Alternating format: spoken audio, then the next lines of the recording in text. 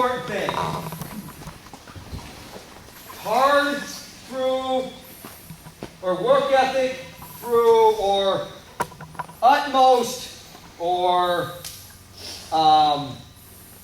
never say never, never say die, whatever it is, all the time. So you're all in all the time in everything you do. Academics matter. Okay? How you socialize matters.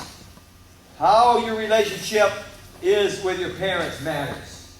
Even if you think they're off their rocker, how you relate to them matters. How you relate to your teachers matters.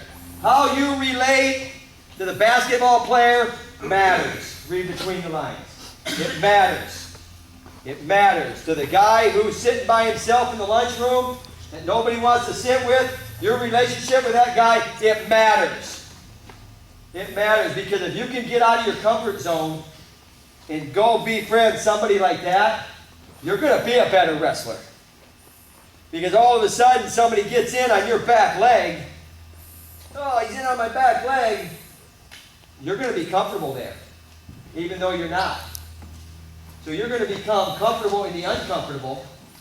You're going to become stronger in your weakness, or, as Gable used to say, stronger in your lesser strength, because there is no such thing as a weakness. And those things are going to be able to carry you there. Let's say you're a poor math student. You do something about it. Because it's going to help you be a better wrestler. Is that why you do something about it? Hey, right here. Is that why you do something about it? Is it going to make you a better wrestler? Is that why you do something about it? Yes or no? No. But yeah, right? Yeah, but what's it really about? Making you a better person. Making you a better person. That's what we were talking about earlier today. It's about making yourself a better person. How do you do that? You get out of your comfort zone. You do the hard things right all the time. So peer pressure, sex, drugs, and alcohol. All right, remember the saying, you guys don't remember the saying, some of these older guys like wine, women, and song. Where's Hannibal at? He probably, Ben, I know does. Wine, women, and song. I know you do. How old are you now? 66? 9. 69? Young 60s. Time flies when you're having fun. Wine, women, and song used to be the vices. Okay? And then it was sex, drugs, and rock and roll. Right? But what is it now? Now it's methamphetamines and Prostitutes. don't have. You guys don't care. I'm talking to the youngins, do you? So now you have methamphetamines in oral sex because she wants to be a virgin, so I'm going to have oral sex with her. So she's still a virgin. Or I'm going to perform oral sex on her because I want to be a virgin. That's bull crap. That stuff is hogwash. And when you buy into that stuff, a little piece of you gets ripped away every time. And you know what? It doesn't mean that you're not going to be successful. That's not what I'm saying. That's not what I'm saying. So don't take me as a high and mighty holy roller here, because that's not what I'm trying to do.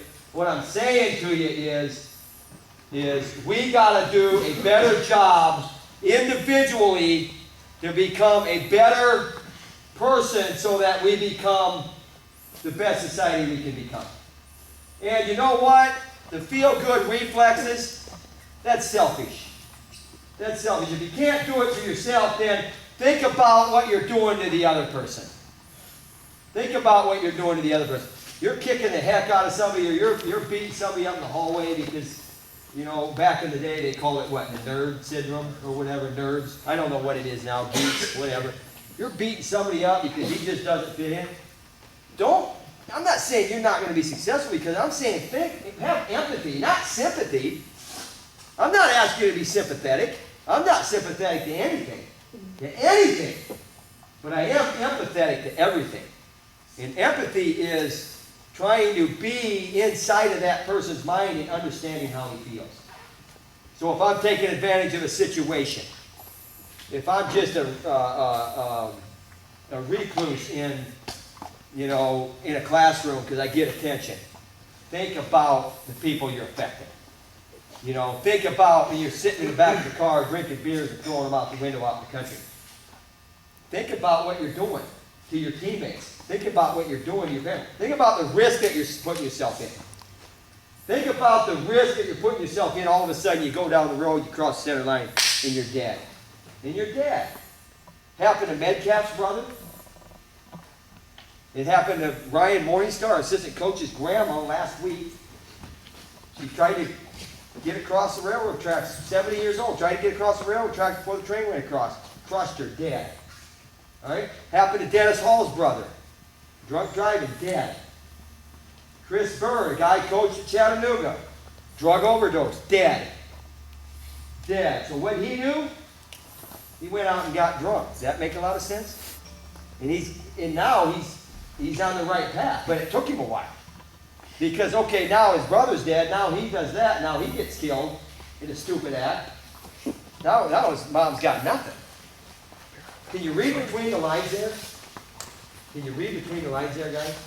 That's what life is. That's what wrestling is. Wrestling is a struggle. And when you bring it full circle, you become a better wrestler because of the way you live your life. And you become a better person because of the way that you live your wrestling habits. But most importantly, you become a better person. And that's the thing. And you know what? I don't know how many Olympic champions are in this room. Probably not all of you, but there's a wide range of age here. So 3/4 of you might be able to. Could we fit them all into weight classes in 3 or 4 or 5 cycles down the road? You probably could. 3/4 of them. Maybe not all. Maybe you and... How old are you? How old are you? How old are you? Maybe you and you meet, and you beat him, or he beats you, and he makes the Olympic team and you're the alternate. Maybe you guys are that good. I'm not going to tell you you're not that good. Not based on what I saw here today. Not based on what I saw here yesterday. Whatever you're doing, keep doing it. And I hope and pray that you don't train this hard just because I'm here, and I don't think you do. I think you train that hard because you got some good people around you. You probably got good structure at home, and if you don't, you got great structure in your wrestling room. And you keep that. And when times get tough, go back to those roots. Go back to those roots. So all of a sudden, something bad happens, go back to those roots. Don't be a victim. Don't be a victim. Get tough and figure it out. That's where I'm at on it. The last thing I want to say is, and you know, take it for what it's worth. I don't see a group of, how many guys are here? 60? Yeah, somewhere. I don't see a group of 60 guys that are working at the level that you guys are working for the last 3 sessions, for sure. For sure. And if I do see it, it's at an elite level group. So that's a big, huge gratitude from myself to you guys, because it makes it fun to come down here. It makes it fun to come down here. So remember that. And, you know, don't thank me. Thank whoever's coaching you. And thank whoever's holding you accountable.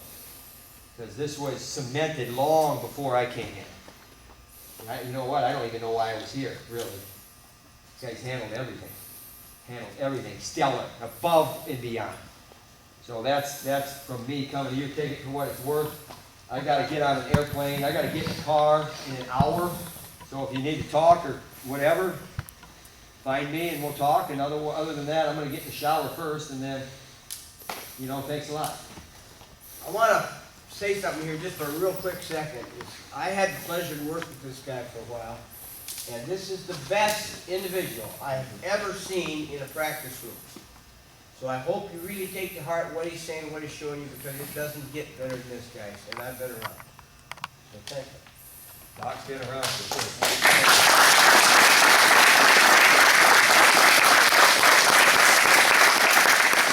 All right, guys, next session is